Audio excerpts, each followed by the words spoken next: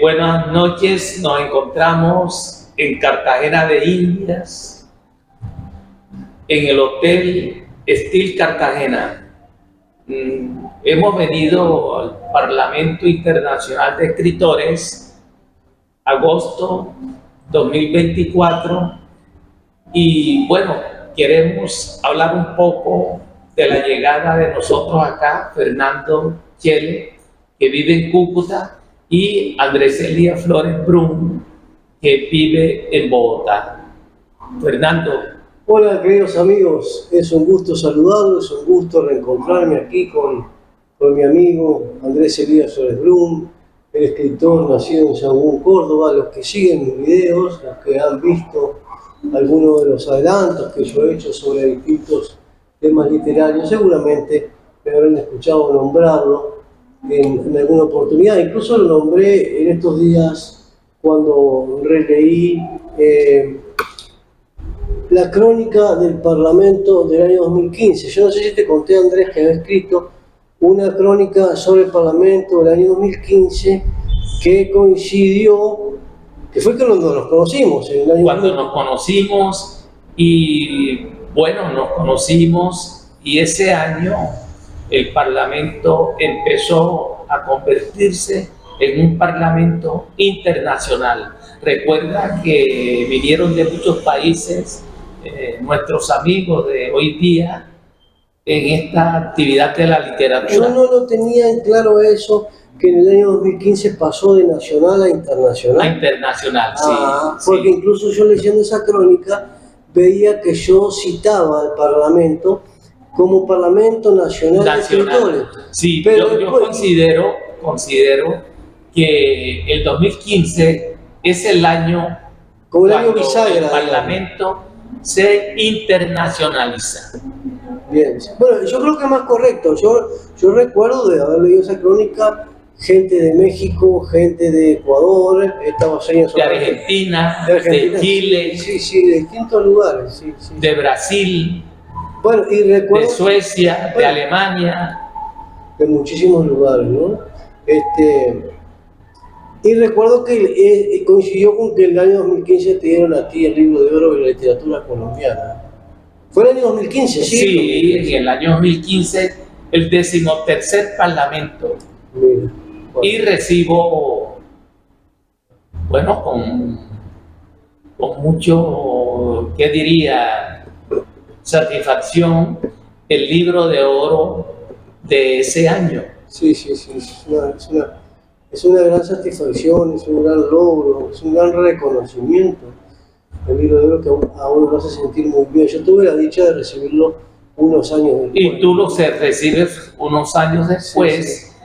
Sí. En el 2019. 2019 lo recibes tú. Sí. Pero el Parlamento, en ese año, 2000...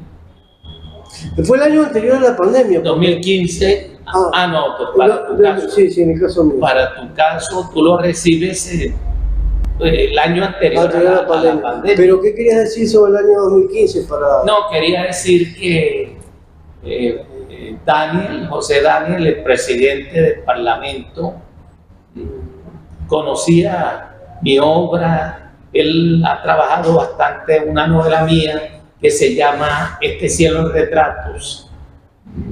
Daniel me conoce desde hace mucho tiempo y un grupo de compañeros del Parlamento, de la Asociación de Escritores de la Costa, me postulan y bueno, para mí fue una sorpresa que fuera el seleccionado para recibir el libro de oro. En el 2019 te proponemos a ti y pienso que es el primer extranjero que lo recibe, uruguayo.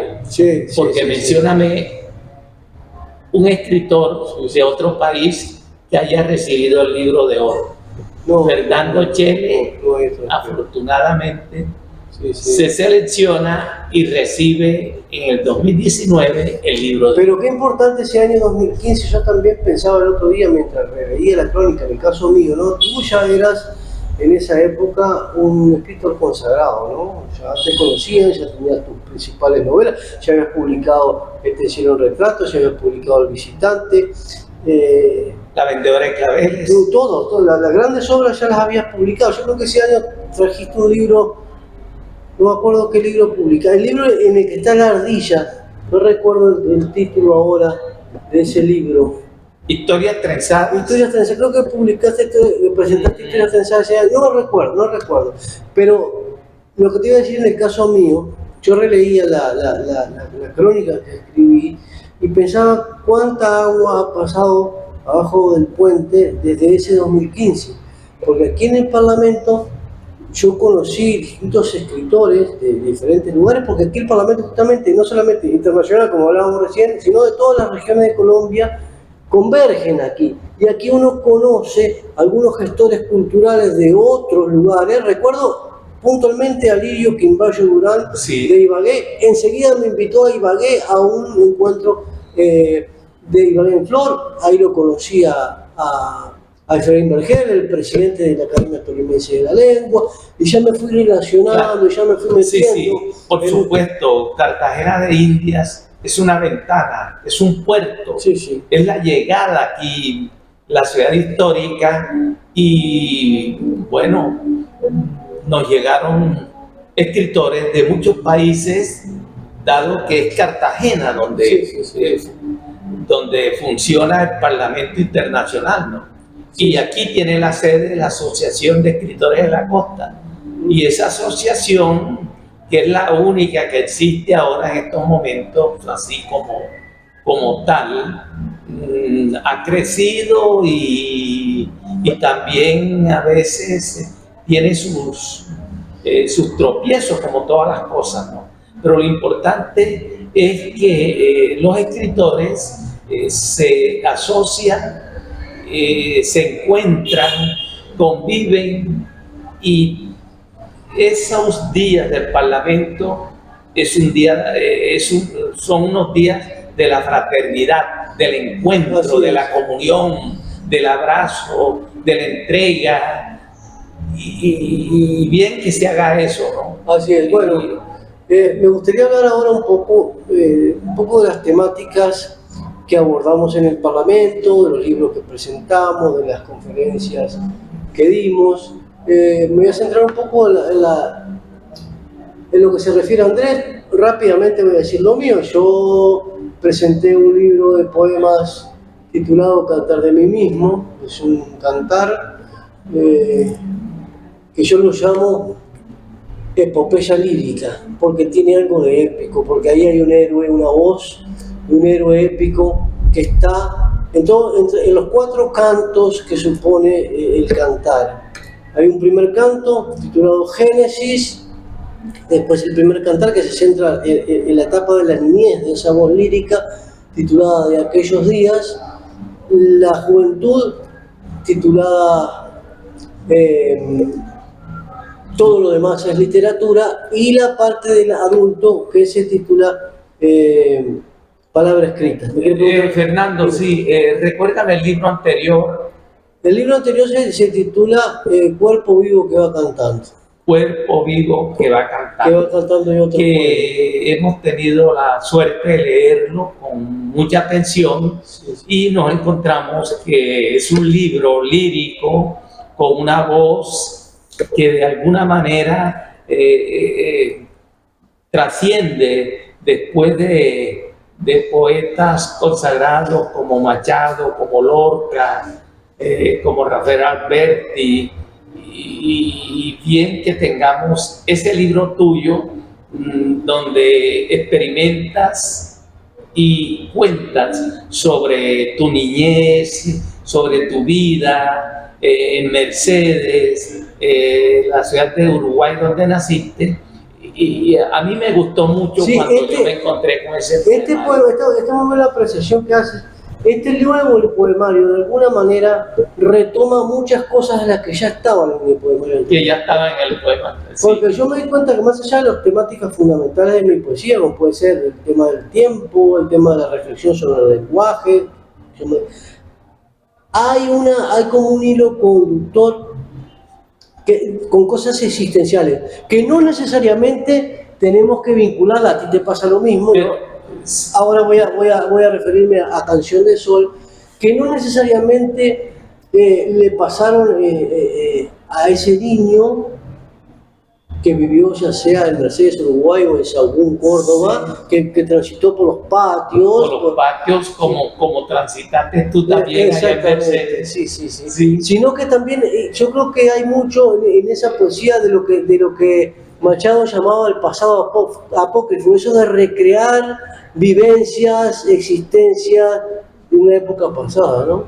Pero qué interesante que nosotros nos encontramos en el Parlamento, empezamos a intercambiar las cosas que tenemos en la vida de escritores y te toca a ti presentar un 1 de mayo de 2019 en la Feria Internacional del Libro de Bogotá, mi libro Canción de Sol, y lo presentas con Cristo Figueroa Sánchez, Cristo Rafael Figueroa Sánchez, y recuerdo que la sala estaba ya repleta, pero lo interesante de esto es cómo el Parlamento nos acerca y encontramos una,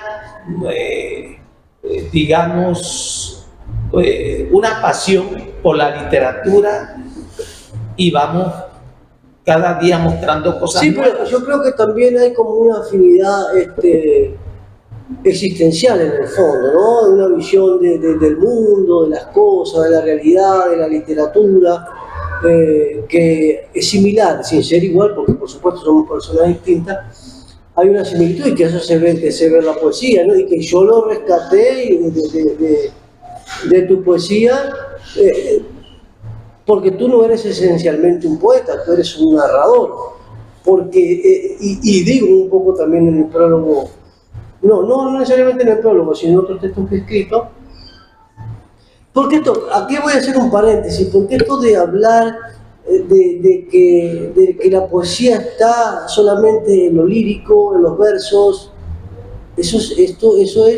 puede estar muy bien para enseñarlo en los colegios, ese compartimento estanco que estableció Aristóteles de que la poesía es esto, la narrativa está llena de poesía también, está llena de imágenes también, está llena de metáforas también. Por supuesto, cuando nos referimos al maestro Gabo, encontramos que su narrativa, su novelística, es una novelística poética, ¿no? Como ocurre con, yo diría que esa obra, que es una de las que más me gusta, Crónica de una muerte anunciada, es una obra bastante poética. Sí.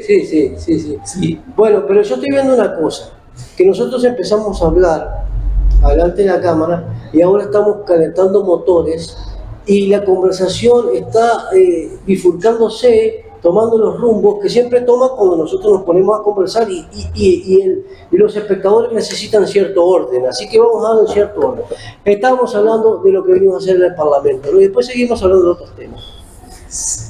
Porque sí, yo me conozco, nos ponemos a hablar de literatura, un tema nos lleva al otro y bueno, y los tipos decían, ¿y esto de qué están hablando? Sí. Bueno, entonces estaba hablando del libro, de la presentación de mi libro, Cantar de mí mismo, entonces saco poesía lírica, que digo en 4 actos, y también presenté una conferencia que forma parte de un libro titulado 4 autores boyacenses, que presentaré en breve en la ciudad de Chiquinquirá, sobre la figura de Rafael Gutiérrez Girardot, un estudio que hace Rafael Gutiérrez Girardot sobre la poesía de Antonio Machado. Establecí como un diálogo ficcional entre la poesía, entre el análisis filosófico, desde el punto de vista filosófico, pensamiento filosófico de Gutiérrez Girardot, y lo mío que no es filosófico para nada, aunque a veces puedo echar mano de la filosofía, de la historia de la psicología, lo mío es más que nada lo estilístico, lo textual, ¿no? Bueno, pero, eso básicamente. Sí, pero fíjate cómo ese encuentro nuestro acá en el Parlamento, en Cartagena de Indias,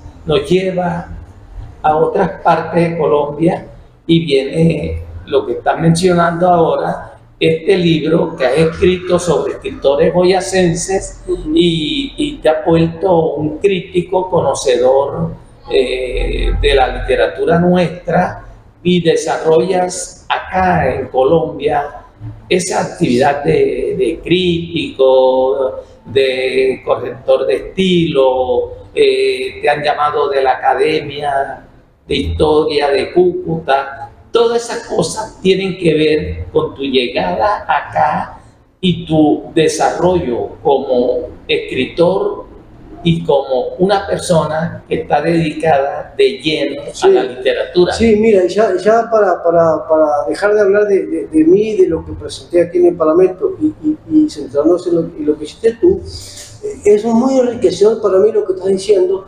porque mira qué interesante. Colombia es un país de regiones, tú bien lo sabes, tú eres colombiano, has vivido toda la vida aquí, y estamos en Cartagena, y ahora hablamos de Chiquinquirá. Y qué cosa, que uno está en Cartagena y después se va para Chiquinquirá y se da cuenta que la gente habla diferente, come diferente, se viste diferente, escucha música diferente. Parece como si fueran de países diferentes en un mismo país. Y esa diversidad cultural también se ve en las creaciones literarias. Y entonces uno como crítico tiene que estar muy atento a eso. No es lo mismo el abordaje que yo puedo hacer de la poesía de Carlos Martín, por ejemplo, o de, qué sé yo, o de, ahora que acabo de estudiar algo sobre Velosa, sobre el tema de la cucharita de Velosa, a centrarme en tus cuentos, por ejemplo, que tienen un trasfondo caribe, netamente caribe, una cultura completamente distinta. Y ya que estamos hablando de lo caribe, de tus cuentos, cuéntanos, Andrés Elías, ¿cuál fue tu participación aquí en este año 2024 en el Parlamento Internacional de Escritores? ¿En qué consistió tu participación? Bueno, fíjate que esta amistad nos convoca y hacemos un trabajo sobre mi literatura, ¿sí? Traemos 3 cuentos de mi narrativa. Yo diría que son cuentos antológicos, vertiginosos, que tienen una estructura bastante similar, y a eso hemos venido acá a presentar esos cuentos y hablar de la literatura nuestra, porque como narrador sinceramente encuentro que tengo un grupo de lectores, de jóvenes, de compañeros un poco menores que yo, que se han ocupado de mi narrativa. Y tú, que eres un conocedor de mi obra, pues te has dedicado a analizar estos cuentos y a presentárselos al público que tuvimos acá en este Parlamento Internacional de Escritores. Exacto. En estos momentos en Cartagena de India, cuando son casi las 9 de la noche, 8:30, se está por desatar una tormenta, está por empezar a llover, veo que el viento empieza a soplar, y yo estoy muy agradable aquí conversando con Andrés Elías al reparo de la lluvia y de cualquier inclemencia climatológica, ¿no? Lo único que espero es que no se corte la luz y se nos corte el aire acondicionado. No se va a cortar. Pero ahí estamos muy bien. Lo que tú decías, Andrés, de los cuentos. Sí, yo ya vengo estudiando los cuentos de Andrés Elías desde hace un tiempo, ¿no? Y yo sostengo que él es uno de los grandes escritores colombianos. Voy a ir cerrando la brecha. De los grandes cuentistas, fundamentalmente, porque hay escritores, bueno, que ha escrito novelas, yo creo que la parte destacable de Andrés Elías está en los cuentos, ni que hablar que de la parte del Caribe. Yo he tenido la posibilidad de leer algunas antologías últimas que se han publicado y no te han no he visto tu nombre y yo me pregunto cómo, bueno, eso es un tema aparte también, ¿no? Porque las antologías siempre implican cierto grado de injusticia en la medida, perdóname, en la medida de que el que selecciona tiene que dejar gente por fuera, pero es que hay nombres que no pueden quedar por fuera. Bueno, pero fíjate que en estos días, en la literatura del Caribe, yo aparezco el año pasado en una antología del Caribe titulada 7 cuentistas, cuentos felinos, y aparecemos creo que 12 cuentistas del Caribe, y ese libro tiene una presentación de unos colombianistas que se han ocupado de nuestra literatura. El que se presentó en Ibagué, ¿ese libro se presentó en Ibagué? No, ese libro no se ha presentado en Ibagué. Ese libro lo editó la Universidad de Magdalena. Entonces estamos hablando de cosas diferentes. Yo pensé que había... O hace poco se presentó, el Pijao presentó algo, una selección de cuentistas colombianos, pensé que era ese, pero no. No. Este libro se hizo acá en el Caribe y lo hizo la Universidad de Magdalena. Pero igualmente, ¿no? Cuentos felinos, No nos vayamos del tema. Termina la idea. Porque hablaba de... Sí. Bueno, entonces allí aparece Andrés Elías Flores, uno de los cuentos, y las personas que se ocuparon de presentar y prologar ese libro hablan muy bien de los que aparecemos allí. Aparece José Luis Garcés, Naudín Gracián, Martiniano Acosta, aparece también el compañero Guillermo Tedio y Andrés Elías Flores. Hay otros, bueno, pero yo le decía entonces que bueno, yo vengo estudiando la obra de Andrés Elías, pero yo la conozco prácticamente en su totalidad, pero en esta ocasión Andrés quería justamente, esta fue una idea de él, de estudiar estos 3 cuentos antológicos y vertiginosos.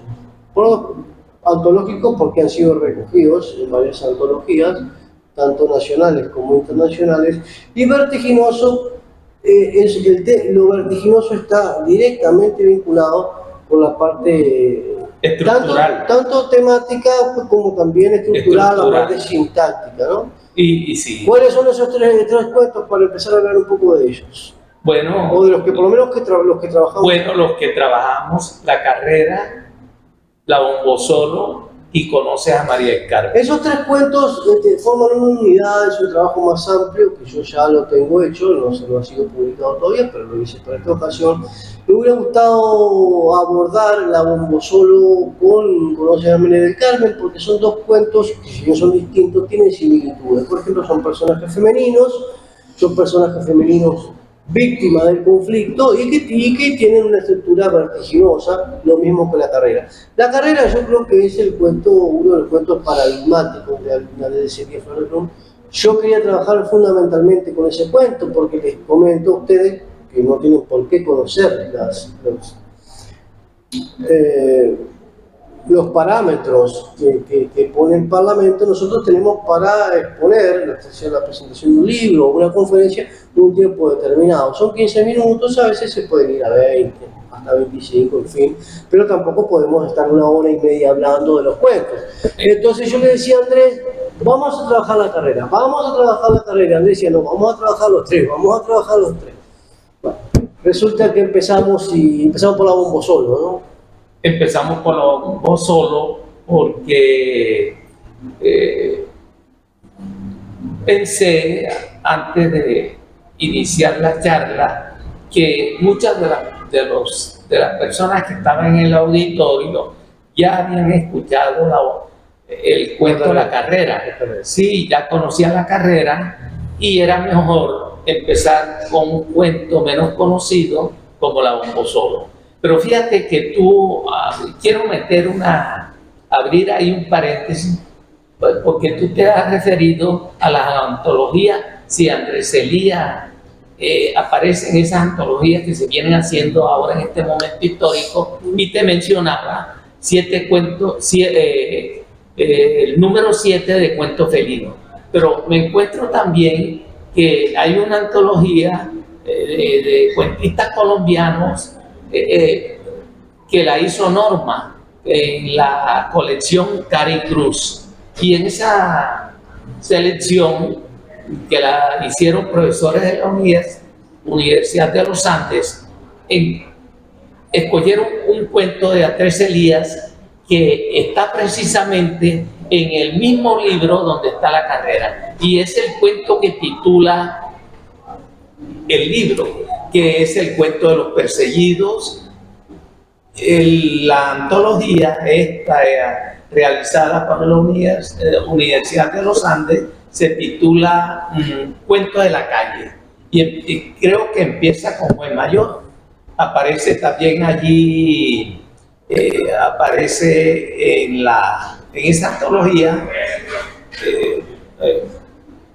aparece el caleño Andrés Caicedo. Está Andrés Caicedo, está Montoya, está, bueno, Eduardo Caballero Calderón. Cuando yo me vi en esa antología, imagínate, me llenó de satisfacción aparecer en un libro de Cari Cruz, que es una colección de Norma que circula mucho. Sí. Volvamos a la intervención del Parlamento. Yo recuerdo, bueno, pasó algo muy particular. Yo en las charlas anteriores, los días estos previos al Parlamento, yo le decía a Andrés, para mí es necesario, para un abordaje analítico, una crítica literaria al cuento, que el público, en este caso, conozca el cuento. Si uno va a empezar a hacer un análisis estructural, estilístico, y la gente no conoce el cuento del cual estamos hablando, eso no tiene mucho asidero en las personas. Sin embargo, si lo conoce, el análisis ya se va desgranando. Sí. ¿Qué fue lo que sucedió? Que la historia era empezar por la carrera, y tú me cambiaste la regla del juego en el medio del partido. Empezamos por la bombosona. Bueno, muy bien. Pero fíjate que la carrera es un cuento tan conocido que Google lo tiene en la red, ¿no? Sí. La tiene en la red, entonces ese cuento tú abres la red y lo... Sí, pero no necesariamente todo el público lo tiene por qué conocer. En la red hay muchas cosas que no... Por supuesto. Entonces, bueno, como se empezó con la Bombo Solo, se leyó la Bombo Solo, porque estaba Miriam Castillo ahí, y la Bombo Solo está dedicada a Miriam Castillo, empezamos a trabajar ese cuento sobre la historia de una muchacha que fue víctima de conflicto armado, violada, y bueno, y eso también de alguna manera repercute en su accionar, en su existencia y en sus costumbres, ¿no? Yo resalté, no voy a hacer spoiler aquí ni contarles de qué se trata el cuento, lo pueden conseguir, pero yo resalté la parte estructural, que me parece muy bien. Hay una interceptación telefónica y unos diálogos entrecortados entre personajes. Bien, es un análisis ahí de la Bombo Solo, y después enseguida nos centramos en la carrera, ¿no? Fernando, pero yo quiero acotar que tú has hecho un trabajo muy significativo en mi cuentística al trabajar con una maestría estos 3 cuentos: la carrera, la Bombo Solo y Conoces a María del Carmen.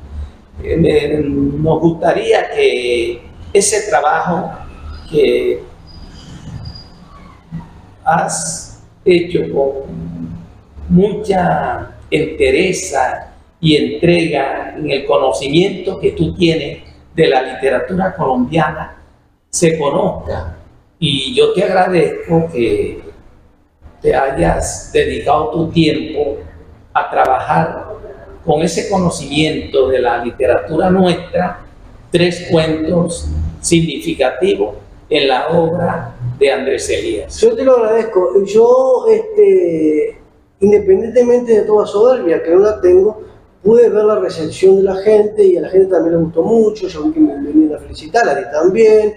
Y eso me pone muy contento, porque yo creo que ese es el verdadero trabajo del crítico. Hay veces que el trabajo del crítico literario es muy criticado, si cabe la redundancia, porque se los ve como unas personas que dicen: ¿quién se cree usted que es para decir y opinar sobre la obra y como por estar por encima de los lectores? No, no.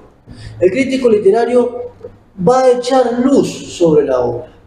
Yo creo que una persona que vaya a leer la carrera después de leer un estudio sobre la carrera, quizá puede llegar a ver cosas que le pasaron desapercibidas en lo que se llama desde la literatura, en una lectura ingenua. Entonces, la crítica en este caso viene a enriquecer la obra. Y yo creo que de alguna manera, yo creo que lo logramos. Creo que los cuentos brillaron, realmente brillaron, y a la gente le gustó, la recepción fue muy buena. Y sí, claro, ojalá que eso va a estar recogido en algún trabajo crítico futuro. Lo principal es que ya está escrito. Del Parlamento. Del Parlamento o de donde sea, ¿no? Yo a veces he hablado tantas veces con mi amigo Jorge García Velázquez de eso. Lo importante es escribir. Si uno tiene algo para decir, hay que decirlo, hay que escribirlo, hay que sustentarlo y dejar registro de eso. Después, si eso se publica, y si se publica y tiene éxito o no tiene éxito, esos son 4 pesos aparte, eso no tiene nada que ver.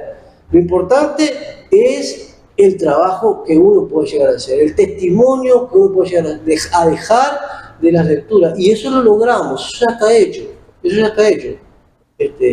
Salvo que se me pierda el computador o algo, eso que no se va a perder. Bueno, buenas noches, Fernando.